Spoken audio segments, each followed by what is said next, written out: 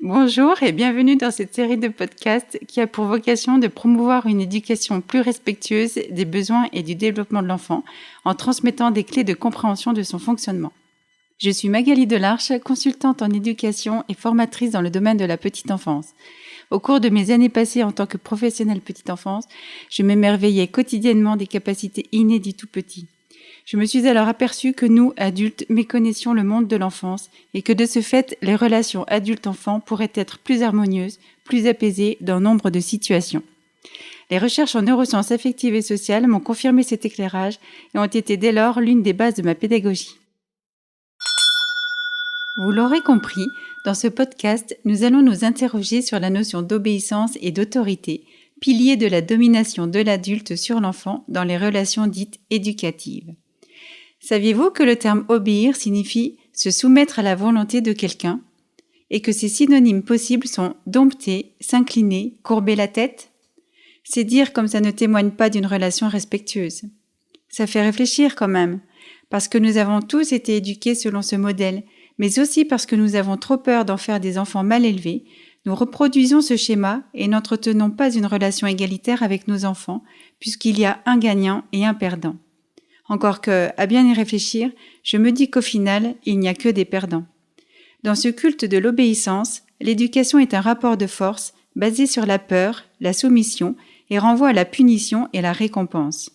Or, nous l'avons vu dans les podcasts au sujet du cerveau et des émotions, la peur est néfaste pour le développement de l'enfant car elle induit hautement du stress et reste profondément ancrée.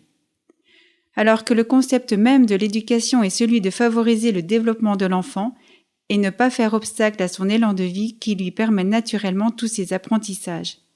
L'enfant n'est pas un vase que l'on remplit, mais une source que l'on laisse jaillir, déclare Maria Montessori, célèbre pédagogue italienne. Sauf que, généralement, les adultes ne sont pas préparés au débordement de vie présent chez l'enfant. Très souvent, ils veulent des enfants sages, raisonnables et qui obéissent immédiatement. Ce terme d'obéir est d'ailleurs souvent énoncé lors de comportements que les adultes ont du mal à gérer. Or, le mouvement n'est pas de l'agitation, c'est la vie. Les injonctions telles que « sois sage » ou « obéis » ne fonctionnent généralement pas ou produiront des effets secondaires. L'enfant redouble dans son comportement, résiste ou se renferme sur lui. Cela va abîmer la relation adulte-enfant. Il faut quand même savoir qu'un enfant ne peut pas obéir aux injonctions verbales avant l'âge de 7 ans. S'il y répond avant, c'est sous l'emprise de la peur ou du conditionnement. D'ailleurs, il n'est pas capable de le faire systématiquement. Sans compter qu'un ordre donne envie de le transgresser. Se faire obéir, même sans sévices corporels, reste une manière de faire peur. De la punition, peur du rejet, peur de l'humiliation, de perdre l'amour de ses parents, etc. Et c'est encore une question de rapport de force et de pouvoir sur l'autre. En entretenant ces rapports de force, domination-soumission, dans l'éducation de nos enfants, nous leur inculquons l'encodage suivant.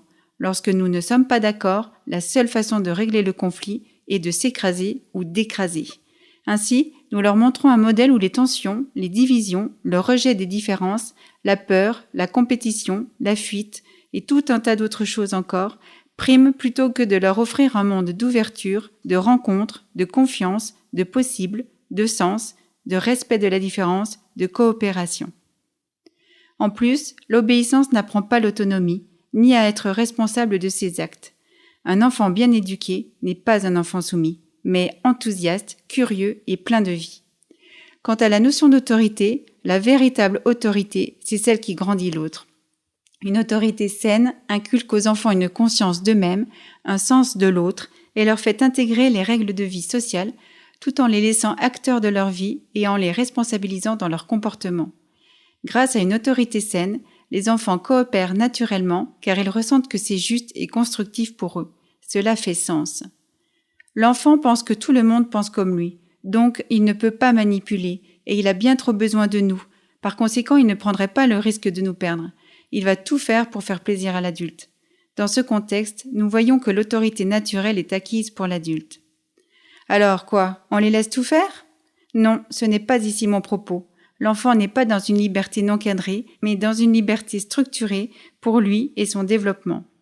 En effet, pour construire sa propre structure interne, l'enfant a besoin de règles souples et d'autres plus fermes, stables, qui font sens pour lui, c'est-à-dire qu'elles sont cohérentes et assimilables, donc adaptées à son développement intellectuel notamment.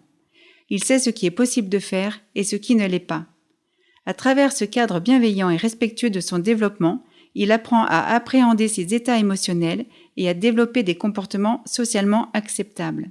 Je vais rappeler ici que les enfants sont naturellement coopératifs, dans la limite où nos demandes ne sont pas en contradiction avec leurs propres besoins. Et lorsque cela ne fonctionne pas, c'est qu'il y a quelque chose à comprendre, de leur comportement ou de nos propres attentes inadaptées envers eux. J'insiste en réaffirmant qu'ils ne sont pas dans un rapport de force ou de pouvoir. Les enfants ne sont pas manipulateurs et ne cherchent pas à embêter l'adulte ni à le provoquer. Ils ont bien trop besoin de lui et de son amour.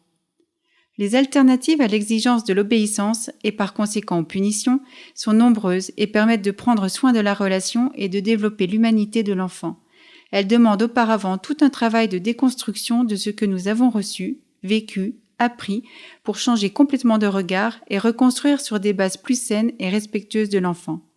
Aujourd'hui, nous ne pouvons plus faire comme si nous ne savions pas.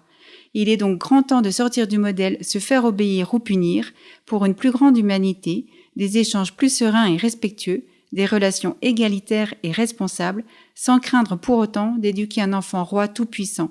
Finalement, il est grand temps d'adopter véritablement des attitudes éducatives. Parce que c'est l'enfance qui construit l'être humain, pensons autrement pour faire autrement et créons ensemble une société de demain bienveillante, plus respectueuse de soi, des autres et de la nature. Si ce sujet a éveillé votre curiosité et que vous souhaitez en savoir plus, ou s'il a résonné en vous par rapport à une situation ou une éventuelle problématique, contactez-moi à l'adresse mail suivante contact@magalidelarche tout attaché sans e à magali.fr. Je serai ravie de vous apporter mon aide et de répondre à vos questions.